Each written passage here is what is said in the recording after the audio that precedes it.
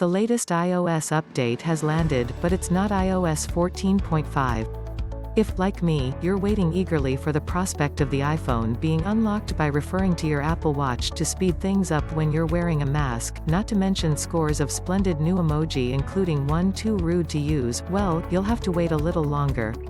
This update, iOS 14.4.1, was unexpected, which tells you it was urgent as otherwise Apple would have waited for 14.5 to go live, which can't be far off. Here's what's in this update and how to avail yourself of it. This update is for compatible iPhones, with iPadOS 14.4.1 for compatible iPads. Compatibility for the phones goes back as far as the iPhone 6s, including iPhone SE first and current editions, plus the 7th generation iPod Touch.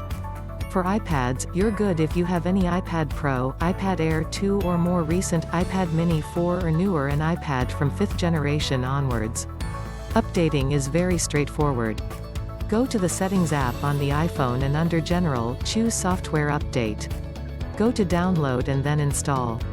It's a small update so it won't take long. What's in the update? This update fixes a vulnerability in WebKit so that malicious web content won't have its way. Apple describes this as a memory corruption issue was addressed with improved validation. That's all there is to this update, but it's clearly an urgent and important update. Read on for details of what was released in earlier updates, and here is a screen grab of the full Apple security advice.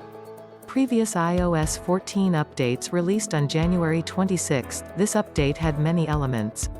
HomePod mini handoff was improved, the Set Wallpaper shortcut let you set the image to perspective zoom, and there were changes to accessibility settings with an extra way to control apps via VoiceOver. The camera can now handle smaller QR codes, too.